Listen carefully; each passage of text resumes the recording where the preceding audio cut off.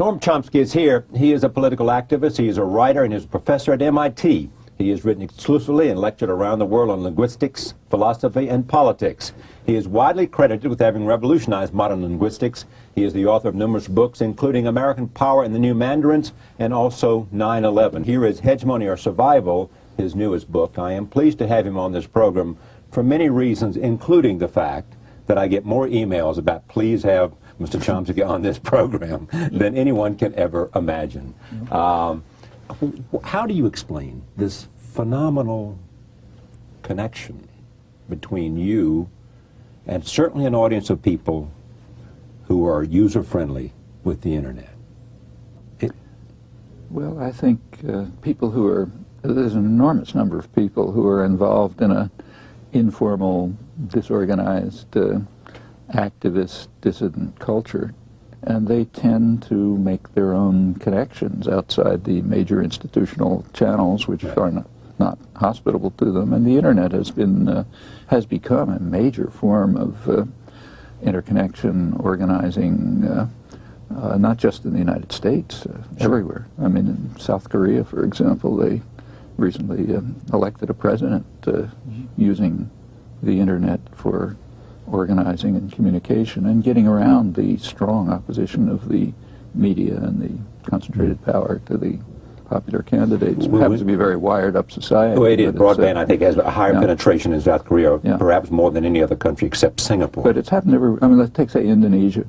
When the Suharto dictatorship was overthrown in 1998, a lot of the organizing, a lot of it was student activism, and it was a very harsh, brutal society, but they did succeed through Internet interconnections to organize political actions, demonstrations, other activities, and it was a major factor leading to the overthrow of the dictatorship. Well, Howard Dean, I suspect, would say that one of the primary reasons he has been able to get to this commanding position in the Democratic race for the presidency is the Internet, allowing him both to communicate and to raise money. Yeah.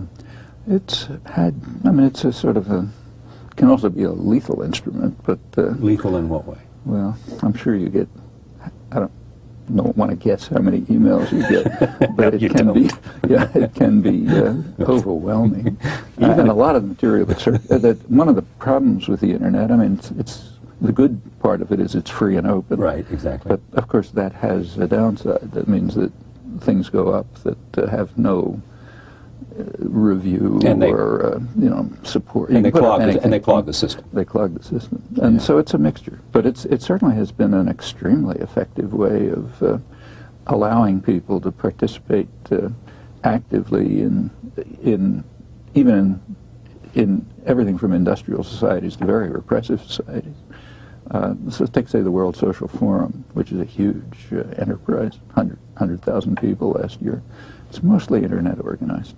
There's just no other means of intercommunication among highly diverse people. Most of them are somewhat, out of the power centers in their own societies, and this provides them a means of organizing, exchanging information, interaction that gives them access to a far wider range of sources of information and analysis than they would get by picking up the newspapers at the newsstand, and that has major effect. Do you think regimes around the world ought to be frightened of the possibilities of the Internet? I'm sure they are, including our own government. Since the Internet was, like most modern technology, it came out of the state system. Right. We have a lot of the economy relies on a dynamic state sector. The Internet was developed in the Pentagon or somewhere. Well, it was actually places like MIT, but it came out of Pentagon funding and the Advanced Research Project Agency, the Pentagon, about in the early 60s, and it remained inside the state system until the mid-90s. I think 1995 it was privatized. And since then, it's changed. I mean, before that, it was considered, in fact, it was called usually an information highway. After that, it's mostly called e-commerce. Right. And the character of it changed. But there has been a lot of concern in power centers all over the world that it's just too free and open. And the question is, how can you shape it and modify it so as to lead people in preferred directions, away from say, organizing the World Social Forum. Yeah, exactly. Yeah. But what, for example, are the Chinese doing about it? Do you know? In China, I think internet access is quite restricted. That's what I thought. And highly censored. I don't know how much even limited access there is, but it's a very hard medium to control. Exactly. You know, when people have access, they can do all sorts of things. So the means of controlling it that are being considered, as far as I understand, are mostly trying to lead people in particular directions. So that when you enter an internet portal, you know, you'll be sort of drawn off this way, here, rather that way, okay. And therefore you'll have the rather than opening up, it'll take you somewhere. And the idea is you'll have to use, you know, energy and initiative and commitment and know what you're looking for if you want to go in the directions less preferred by power centers, which is, it's a terrain of struggle right now. There's a lot of pressure from popular and activist groups to leave it entirely open, not controlled. If this would be your last day on Earth. Not that far from it. Well, you're what, 75? Yeah. Would you like what's said about you to be your political arguments or your contribution to the theory of linguistics?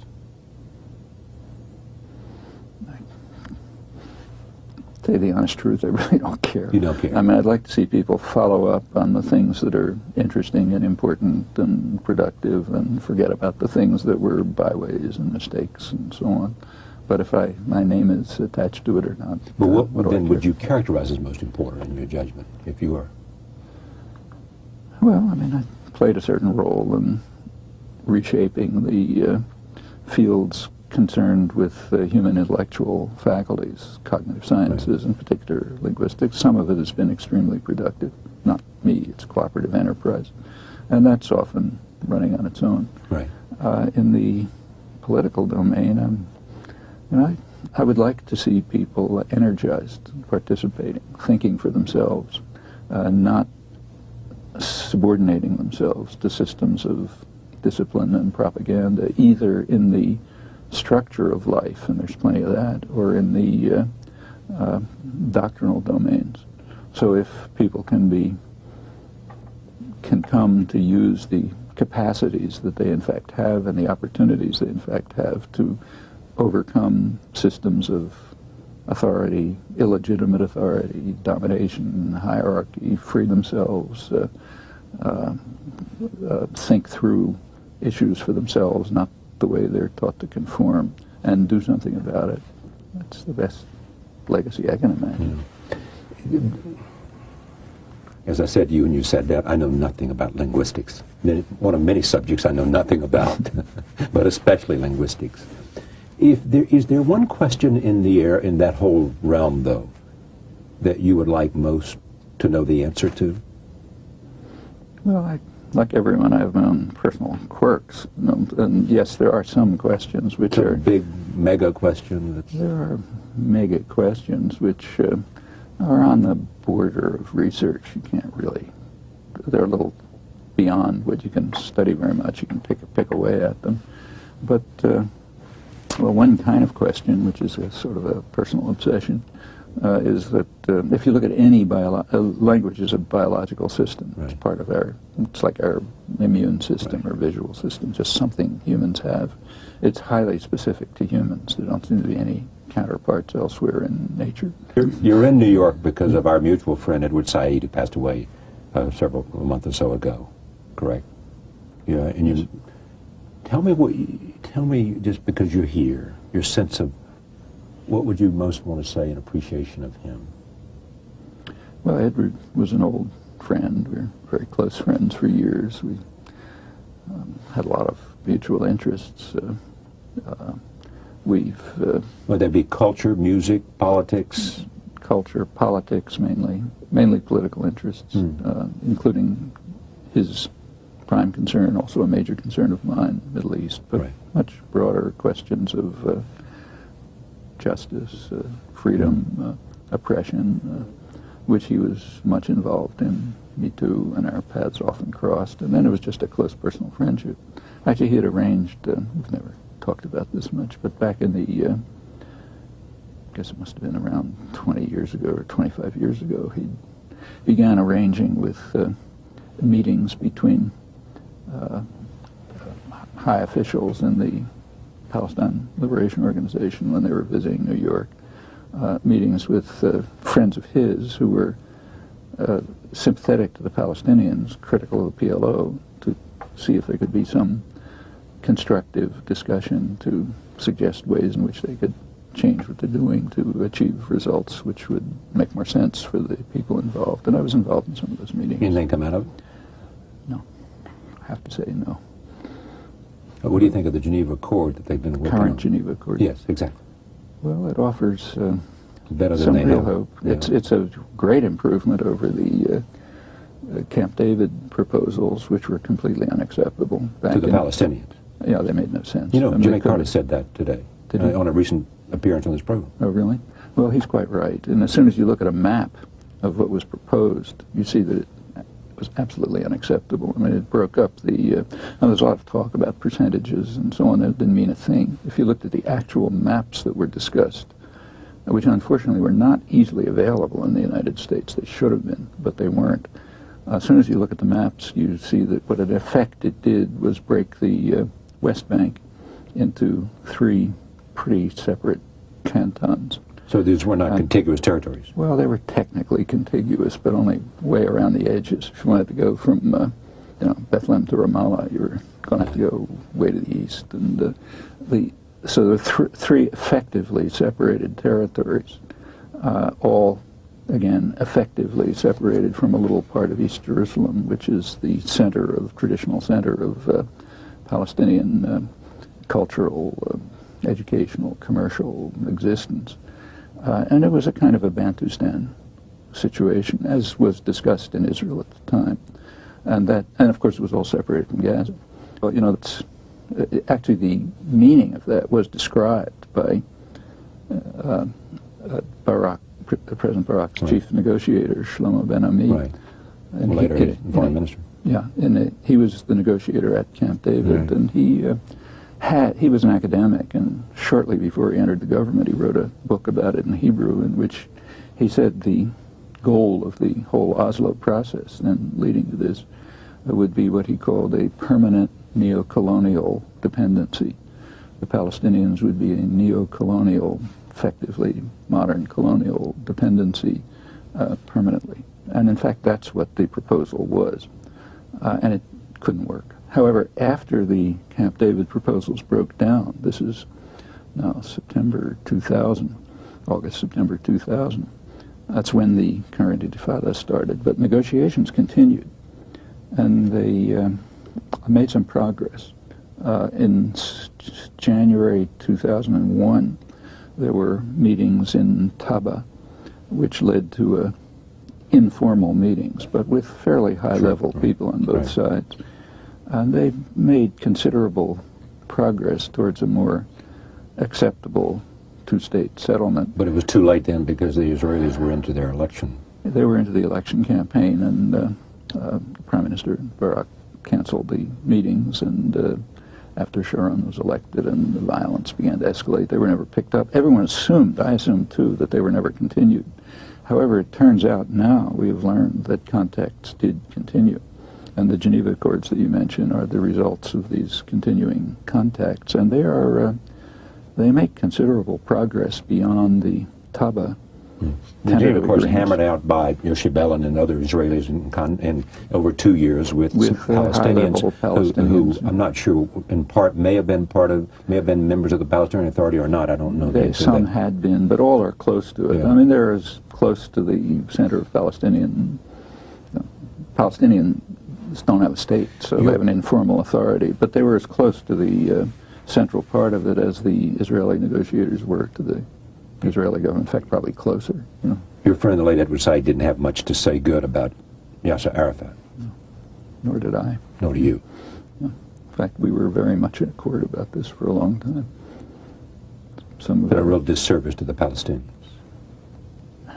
Well, it's I don't think one can say that exactly. Why is that? because he's also a symbol. Without him as a symbol of Palestinian... I'm not making a statement, I'm asking. So look, he remained a symbol of Palestinian nationality, struggle, refusal to submit. That's important. Right. I mean, whatever you may think of him personally, just serving the role of enabling people to resist harsh oppression, probable destruction, which was the goal. That's significant, whatever you think about his particular decisions and choices. And of those, they're a mixture. So I wouldn't, I mean, I was always harshly critical. You look at what I wrote back in the 60s, it was critical. Nevertheless, there's a strain which was on the right track. So in the mid-1970s, Arafat did recognize that the settlement would have to be a two-state political settlement. There was a Security Council resolution debated in January 1976, which was supported by the PLO. They publicly supported it, which called for a two-state settlement on the international border with full recognition of Israel's rights to peace and security and so on and so forth. That was a good resolution. Unfortunately, the U.S. vetoed it. And then there was a process for a number of years in which Arafat, in his complicated way, of which there's much to criticize, nevertheless, one theme that ran through it was trying to press for such a settlement. The reason Israel invaded Lebanon in 1982 was to try to prevent these efforts at diplomacy to continue. In fact, they said so publicly. It was an invasion to secure the West Bank. The invasion of Lebanon. Yeah, which is where the Palestinian PLO was sort of based. Right. And they wanted to destroy it was called, by the High Command, in fact, a war for the West Bank. We have to stop the negotiations and the diplomacy, which was becoming an embarrassment. And let's get back to terror. They're happier with that. And this continued for some years. And it's a sort of a mixture of corruption, terror, violence, bad judgment, and a continuing drive towards what has to be, what almost the entire world recognized must be some kind of political settlement roughly along the international border with two states side by side. Roughly along the 63 borders? 67 borders. 67 borders. Roughly, with some modifications. Yeah. How do you... Actually, I should add, and we should be willing to recognize this, the main reason this has not taken place is that the U.S. has blocked it for 30 years, unilaterally. How so? Well, as I said, it vetoed the 1976 resolution. Right. It vetoed another Security Council resolution in 1980. It has, at the behest of the Israelis or independently? No, well, we could argue about exactly why, right. But they did it. Israel didn't like it, but they could never have blocked it if the U.S. hadn't backed it. Mm-hmm. Meanwhile, much more importantly, the U.S. provided the means, the diplomatic, military, and economic support, which enabled Israel to continue slowly integrating the territories effectively within Israel. The big settlement programs, the infrastructure programs, and they can't do it without U.S. support, and that's true right this minute. They could not? They can't do it without U.S. support, and they know it. U.S. support in terms of in the international community, or U.S. support at the UN, for example? Every level. In other words, you're suggesting that without the U.S., the overlooming possible veto at the Security Council or in some other way, that there would be some kind of what? No, they would be blocked. First of all, they need the economic some kind of Arab reaction militarily without the U.S. They can't stand. No small country can stand alone against a unified international community. It's just impossible. There are all kinds of ways of stopping them, and they need the economic support and the military support. That's a nice segue to Iraq, but I want to come back to other things. Well, and Israel has become. Actually, it goes back before 1976. In 1971. That's where the real split between the United States and the world begins on this. In 1971, the president of Egypt, new president of Egypt, President Sadat, offered Israel a full peace treaty in return for withdrawal from Egyptian territory. Said nothing about the West Bank, nothing about the Palestinians. A full peace treaty incorporating the main UN resolution 242, so the right to live in peace and security and so on and so forth. Right. Everything. nothing about the refugees, just in return for withdrawal from Egyptian territory. Israel discussed it. They knew that it was a possible, we have internal records and others. Actually, Yossi Beilin wrote his doctoral dissertation was in Hebrew about revealing a lot of the records and cabinet records and other discussions about this. But it was also in the public record. Now, they had discussed the question, should they accept it? Now, they had a choice, and it was a fateful choice. The choice was to accept peace with Egypt, it's the main military force, which would essentially end the military conflict. There were no other major Arab military forces. So accept peace with Egypt, still retain control of the occupied territories, have to do something about it. Because it wasn't on the table. Wasn't on the table. And integrate themselves somehow into the region. That was one choice. The other choice was to insist on expansion. And the crucial expansion at that time was not the West Bank. It was northeastern Sinai, Egyptian territory. They wanted to expand into northeastern Sinai. And there were big developments there, driving Bedouins out of their homes. And they were building a city, in fact, an old Jewish city in northeastern Sinai. That was a choice. That, if they made the second choice, as they did, that entailed dependency on the United States, because there was going to be a situation of permanent conflict. And that was the choice that was made. I think it was a very bad mistake. But my impression was, my impression was that in fact, when we had the agreement between Egypt... 1978. Yeah. Well, 7 years later. Essentially, the agreement was that the Israelis withdrew, and in fact, Ariel Sharon came in and cleaned up the settlements. Well, no, in northeastern Sinai. Right. Yeah, but am I right about that or wrong? That's correct. Okay. Yeah. But that's only half the story. By 1977, what happened in 71 is the offer was made. Israel rejected it. The crucial question is, what would the United States do? Well, there was an internal debate in the United States, and it was won by Henry Kissinger, whose view was, as he described it, that we should keep to what he called stalemate, meaning no negotiations, just force. Kissinger was opposed to an agreement in 1971 between Egypt and Israel, yes, which would have led to the withdrawal from the Sinai. Exactly. Egypt would once again now, the reason have the Sinai, and there'd be a diplomatic relationship between the two countries. Yes, and that decided the matter. The way the U.S. goes sort of determines what happens. It's just overwhelmingly powerful. Now, when that led to a war, Sadat kept... 73. Yes, he kept saying, look, if you don't withdraw from the Sinai, there's going to be a war. Nobody believed him. Nobody took it seriously. When the war did come in 73, and it was a huge shock. It was a close thing for Israel. Actually, the U.S. ended up with a nuclear alert. Exactly. At that point, Kissinger recognized that Egypt isn't a basket case. You can't just dismiss it. Then he began his shuttle diplomacy, and it goes on up to Camp David, finally 78, 79. And at that point, Sadat, the U.S. and Israel agreed to an offer that Sadat had presented in 1971, but the new one was harsher from the point of view of Israel and the United States than the original one. So it would have been better off if they accepted 71 rather than the one that was negotiated from their point of view, which I don't accept. By Jimmy Carter, Camp David. But in 71, there was nothing about the Palestinians. By 1977, the Palestinian issue was on the table. And the U.S. and Israel had to accept an offer which recognized in some fashion Palestinian national rights, which they didn't want to do. I mean, I think they should have done it, so I can't say it's worse, but they didn't want it. Now, it's interesting that this is described in the United States as a diplomatic triumph. In fact, it was a diplomatic catastrophe. If it had been accepted in 1971, would have spared... Jimmy Carter was here several days ago. I mean, he certainly thought it was the diplomatic triumph. He probably doesn't know the history. I mean, you should have asked him whether he knows what happened in the background.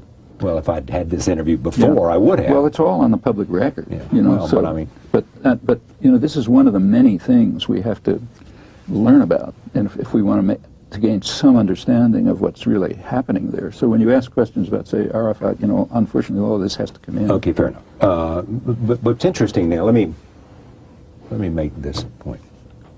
I spoke to someone about you today, and he said the following to me. Someone who his views you would recommend, you would agree with, some not. He said to me that after complimenting your mind, the quality of the mind, and contributions you had made, he said that what you had done is turned American exceptionalism on its back, and that you're, for all those who believed in American exceptionalism, you had believed in exactly the opposite, whatever that is. Now let me stay with this question. On the other hand, there are people who have asked you, look, if you have such strong feelings about how wrong-headed American policy has been, why don't you leave the country? A frequent sort of thing that's thrown at people who are critical frequently. And you always say, I love this country. Yeah, well, sure. Right. I mean, it's a very interesting question. Well, let's try it on some other country. You know, sometimes it's easier to think about things clearly if we distance ourselves. Great. Well, let's go back to, say, the big enemy, Soviet Union. Right. I mean, the Russians would have been delighted to have the dissidents leave the country. If Sakharov had been willing to come to the West, they would have applauded. Does it make sense to ask Sakharov, why don't you leave the Soviet Union? I mean, I suppose no, I'm not trying to ask that. You understand, I'm not asking that question. I'm actually using that question to make the point that you've always said. That's the framework in which the question should be understood. Right. It's assuming that you can't have a democratic society. You stay and fight for values because you love the country. And you think that the country ought to live up to these values. And there are, you can't rank countries A, B, C, D. Countries have all sorts of properties. There's a culture, there's a society, there's modes of interaction, and so on. A lot of the things that are simply achievements. I mean, take, say, protection of free speech. Right. It's unique in the United States. There are a lot of great things that have been achieved. There are a lot of rotten things that have been done. If you have any concern about the country, meaning its people, its culture, and so on, you want to save and extend and amplify the achievements and modify the and you would put crimes. the protection of free speech high up on that list. Very high. And it's not the only one. Okay, well, tell me more, and then we'll come to some of the criticisms that you have made about American imperialism and the like. See, we have to make a distinction between state power and a country. They're different things. I understand the difference, but it's often not distinguished. If you criticize state policy, you're not criticizing a country. I understand that too. I mean, frequently when you're traveling around the world, as I do, people say, I love, America. I'm just having a great... I hate the policy. I hate the policy. Sure. We're responsible for the policy. It's a free country. We can't say, I don't have any responsibility for the policy, because we do. We may not know about it, but then we should find out about it. And if we decide we don't like it, we should change it. In fact, take a look at the question we've just been discussing, two-state settlement. Right. About 2/3 of the American population supports the international consensus on this, and long Which has. is there ought to be a two-state solution. Roughly the 67 borders. Right. And it's kind of interesting to look at the polls. I mean, polls you find roughly 2/3 of the population saying, yeah, they support that. And roughly the same proportion says the U.S. ought to become more involved in the diplomacy. People don't know that that's a contradiction. The reason that program has not been achieved is because of consistent U.S. intervention to prevent it from being achieved. And that continues at this very moment, in fact. Okay, it is a free country. We've got a lot of freedom. That means people have the opportunity to discover its work. It's not going to come easily. It's where the internet is helpful. They have the opportunity to discover the relevant facts and background, which should show them that their position is contradictory. They must come to understand what the U.S. government role has been over the years in preventing the outcome that they want. Okay. Do you in the end then, if in fact, accept the premise that people get, for the most part in a democracy, people get the government they deserve? No, I don't. You don't? No, in fact, you don't, and you, because not you at all. Well, let me finish. Because you believe the political process is corrupt. It's not corrupt. It's what? Look.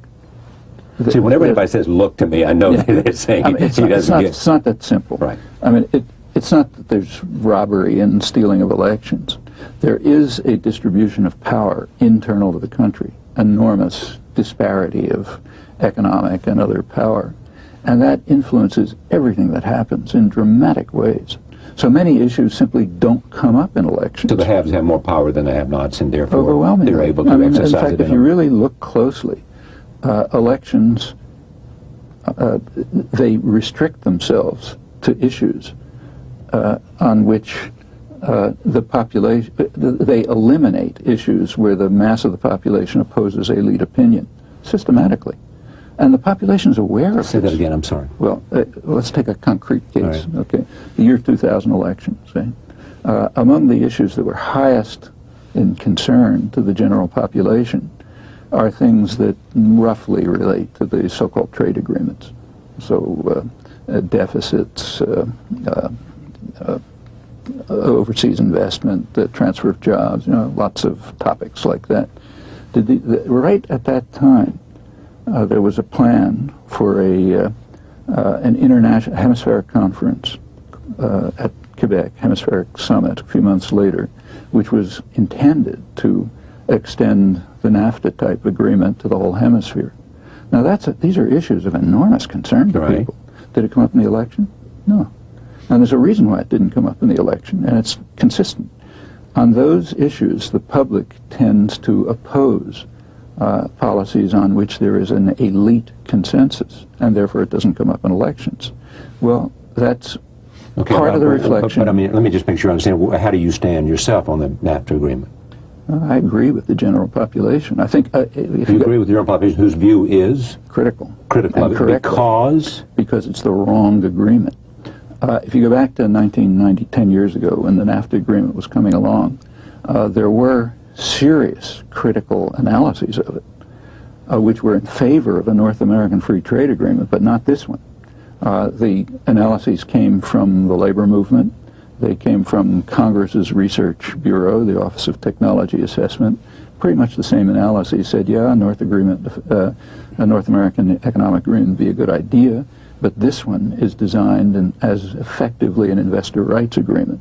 It privileges rights of investors and lenders, and it marginalizes the rights of people. And were you worried about the loss of jobs and those kinds of issues that became a political football? The unions essentially were opposed to it. That's the story, but it's not true. No, not true. In other words, you're saying that then they misled us when they made that argument? No, the unions did not make They never made an argument that we were opposed because of jobs? They mentioned that, but the labor movement had an official position. It was produced by the Labor Advisory Council, a long, detailed analysis, and it was a very sensible position.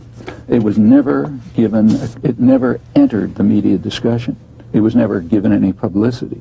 The labor movement was accused of crude nationalism, this, that, and the other thing. That was not their position. Their actual position never made it to the public agenda. And the same is true of Congress's own Research Bureau, which had a rather similar analysis. Yes, in favor of a NAFTA-style agreement, but not that one. It's kind of interesting that a few days ago, the Carnegie Endowment released an analysis of NAFTA, a fairly critical analysis. It was reported in the press, making some proposals as to how it should have been done. And those proposals, though they didn't say so, happen to be very similar to those that were proposed by the labor movement and Congress's Research Bureau 10 years ago, but didn't enter the political discussion, was not mentioned in the media, for example. Well, this is only one example of which there are numerous ones. Basically saying that what you're arguing is that people are not getting the information they need to make wise choices. They aren't, nor in fact are they given the choice. They aren't given the choice. The choice between who are the two parties nominated in an election. No, that they have, but the two parties represent essentially the same concentration of interests. Concentration of economic power. Look, the United States is essentially a one-party state. It has two factions of the business party. In fact, one of the leading political science analyses of the nature of the U.S. party system by a fine political scientist at the University of Massachusetts, Tom Ferguson, is what he calls the investment theory of politics. Investors get together to invest to control the state. Well, let me ask you this. Let's take 2 or 3 countries where you and I know, okay? Yeah. We have 2 parties in the United Kingdom, right? Mm-hmm. We have the Tory Party and the Labour Party. Would you say the same thing about them? Essentially? It depends when. Today, today it's close to true. Okay. In France, you have a socialist party and the Chirac-Gaullist party. Essentially the same. I mean, there's not a whole lot of differences there. I mean, they have 35-hour week. In Spain, we have Socialist Party. You know? Well, I would suggest we take... Is it any different in any of those countries in terms of how much difference there is between the two parties? Because let me make this argument with you and just get the...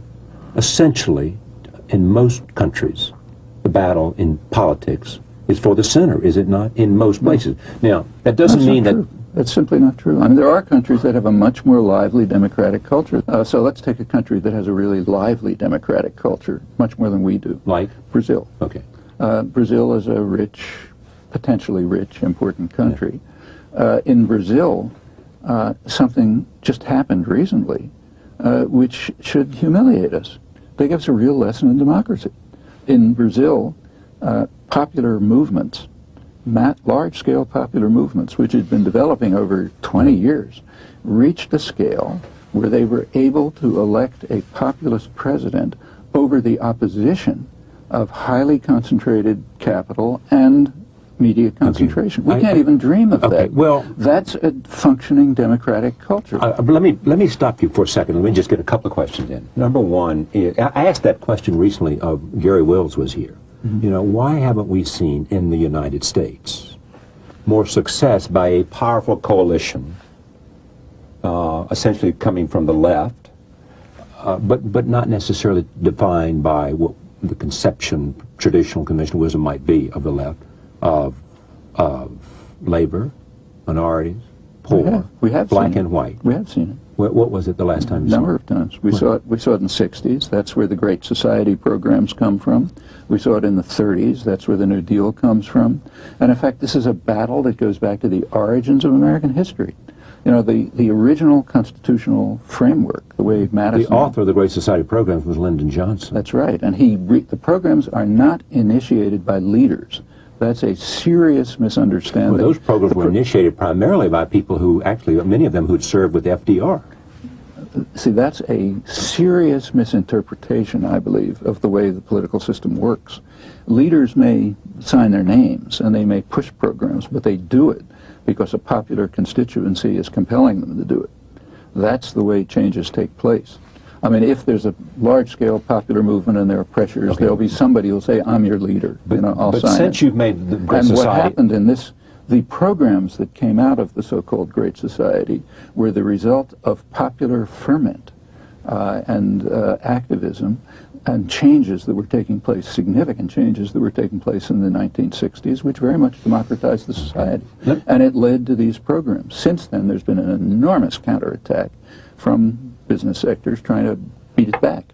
And that's the course of history.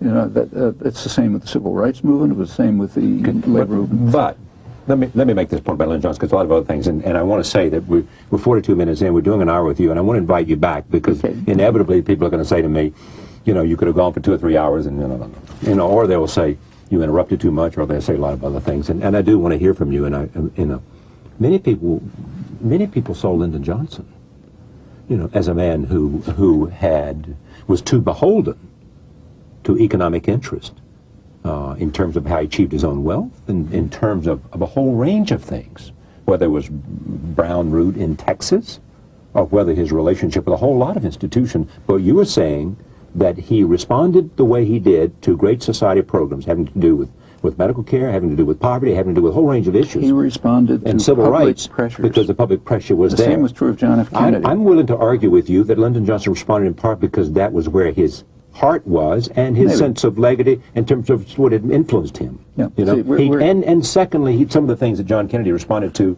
he saw his opportunity in history, in a sense, to show that he could get these things enacted, because that was his principal skill. See, we're not disagreeing. We're talking about different topics. Okay. Let me move. The topic that you're talking about is individual personalities. So the individual personality, Lyndon Johnson, what was going on in his mind. The topic that I'm talking about is how popular movements develop, create their own programs, press for them, finally often get somebody to initiate them. Those are different questions. Okay, and I may agree with you, actually. I mean, I look with great interest in what's happening in Brazil. Yeah. And here. It's happened here. That's why do we have freedom of speech? I mean, freedom of speech is not in the Constitution. It's not in the Bill of Rights. In fact, up until the 1960s. In fact, the legal battles about freedom of speech are mostly in the 20th century. And there was no real legal protection for substantial freedom of speech, actually, until the 60s. In the 1960s, the Supreme Court finally, first in the course of the Civil Rights Movement and later in the decade, finally realized a level of legal protection of freedom of speech that, to my knowledge, doesn't exist in any other country. And a large part of it grew out of the activism of the Civil Rights Movement. Just to understand you, because I want to go to some things that are often attached to you and bring great controversy to you. Other than freedom of speech, what else do you think is part of what America represents? Yes. Represents. Well, is. Good about American life. Well, there's a lot of things I like that are, I think, great about American life. For one thing, we have, compared with other societies, there's very little in the way of a kind of a caste system. Yeah. So people interact independently of social position. Is there meritocracy? There is, certainly in terms of policy formation. That's overwhelming. But we're talking in terms of personal interaction. Does it matter whether you're this is what you do or that's what you do? Yeah. Well, these interactions among people, informal interactions, are, in my view, much healthier in the United States than other societies that I know. Now, those are important facts about a culture. Freedom of speech is not just a matter of law. It's a matter of being internalized, realizing, understanding that's my right and I'm going to defend it. That's important. And the same is true of other rights. Actually, the United States has become a much more civilized society since the 1960s, just in our recent lifetimes. Because, do you think? Well, because of popular activism. Let's take women's rights. Was that an issue 40 years ago? No. Environmental issues, did they exist 40 years ago? No. Let's take something like opposition to aggression and violence. Attitudes on that have changed enormously. I mean, when John F. Kennedy attacked South Vietnam, as he did in 1962, direct attack. You mean his assassination of Zim or what? No. When the U.S. Air Force first sent their supporters? See, I mean, there was so little opposition to this that no one even knows what happened. But if you look back at the record, the historical and documentary record, it's not controversial. Yeah. In 1962, Kennedy sent the U.S. Air Force to start bombing South Vietnam. They did it in South Vietnamese planes with Vietnamese markings, but it was U.S. pilots and U.S. equipment, thin cover. He authorized the use of napalm. He started crop destruction programs to keep food from the indigenous rebels. Wait a minute, he started driving no, wait a minute, but I got... Look, this is a war. Was there any protest? No. Okay, now that's changed. Well, there may have been somebody who wasn't significant. Look, I can tell you because I was directly involved in it. Well, we've got to know you because of your opposition to Vietnam. You couldn't get 4 people in a room to talk about it. Well, I'm not arguing about this. But this is important about the country. It was 4 or 5 years before a significant popular movement developed opposing an aggressive war against another country. Let's fast forward to today. Right. In this year, there were huge popular protests before the war was officially launched. That's a tremendous change in consciousness. And why do you think that change took place? Because of the 60s? Because as it breathes, it gets wider and stronger? And the change took place because a lot of people worked very hard to make a change place. The same is true of civil rights, of women's rights, of environmental issues, and so on. That's the way changes happen. The same thing happened in Brazil. The popular movements developed that way, not by some leader saying, I agree with you. I do agree with you on that. I'm not arguing that. But the interesting thing about Brazil now, which is worthy of a program here, and he is somebody that I've heard him speak and would like to see him at the table, is he is disappointing some of his followers there because of some positions he's taking having to do with the rainforest and other issues. You know why? Why? Because there are... How come you know so much about everything? Well, check it and see if it's right. No, I'm not trying to persuade you or anyone else. No. Here's what I think, and I think if you investigate this, what you'll find. All right. Over the last 20 or 30 years, in part as a reaction to the democratizing tendencies of the 60s, which were worldwide. Right. They were dramatic here, but also elsewhere. There's been a backlash. Part of the backlash, it's taken many forms. One of the forms it's taken is international economic arrangements, which are virtually designed to undermine democracy. what's called in the rest of the world neoliberal arrangements. Here it's called free trade, but it's not free trade. The array of international arrangements that's sort of formalized in the World Trade Organization. Those measures, if you look at them, it is well understood that they undermine democracy. One of the first measures that was taken in the early 70s, initially here, but then everywhere, was to free up flow of financial capital. Right. I need to move on because I got a few minutes. That's my point. Well, just once, I won't try to explain anything, but let me just say that if you look at these arrangements, you'll find that they undermine democracy and they place countries in a stranglehold in which they cannot follow the policies of the overwhelming majority. And that's what's happening in Brazil, and that's why Lula's disciplining his constituents. Okay, fine. I'll move on. I talked to someone else, knowing that you were coming in. They said, you know, I was in Iraq recently, and I met no Iraqi who said the war was a mistake. Lots of them, in the idea of overthrowing Saddam, even now, and many of them wish the United States would leave. Many of them are terribly disappointed, upset, opposed to the way things are going. But this person said, I didn't meet anyone. Tell me how you feel about the use of American power in overthrowing Saddam. Was it because it violated your own sense of international law? Was it because that we didn't have, it wasn't a UN initiation? I'm not going to be able to answer the question because the assumptions are wrong. Okay, go ahead. The United States was not in favor of overthrowing Saddam Hussein. In fact, George Bush made that explicit. At the Azores summit, a couple of days before the invasion started, Bush and Blair were there, and they issued a declaration in which Bush said, even if Saddam Hussein and his family leave the country, we're going to invade anyway. And in fact, that's consistent with a long-standing U.S. policy. You're right that I'm sure every sane person in Iraq wanted to get rid of Saddam Hussein, just like I have for 20 years, just like we all have. He's a murderous tyrant. Right. Why is he there? Why wasn't he overthrown? Or to ask another question, why do the majority of Iraqis, when Iraqis are we have the published polls, Iraqis are asked, who's your favorite foreign leader? The favorite foreign leader of Iraqis, according to U.S.-run polls, is President Chirac of France, who was the symbol of opposition to the invasion. George Bush is far below, Blair even less below. Nevertheless, the same polls say, yeah, we're glad to get rid of Saddam Hussein. Well, if we want to think about this, we'll be able to figure out what's happening. Sure, they would like to get rid of Saddam Hussein. They would have liked to have gotten rid of him years ago. I mean, in 1991, they almost did get rid of him. But the U.S. supported Saddam so that he could crush the rebellion, which probably would have overthrown him.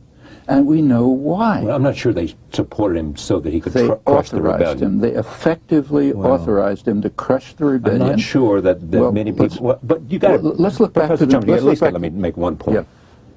Is that, I mean, it clearly was a mistake in 1991. Well, was it a mistake? Sure it was. To allow him to crush the rebellion. Yes, I do too. Did George Bush think it was a mistake? No. Did Thomas Friedman of the New York Times think it was a mistake? I don't know. I can't speak for George Bush and Thomas Friedman. Well, did the press think it was a mistake? I mean, just take a look back and look at the analysis. And to allow him to have helicopters and be able to crush Take a look at the analysis.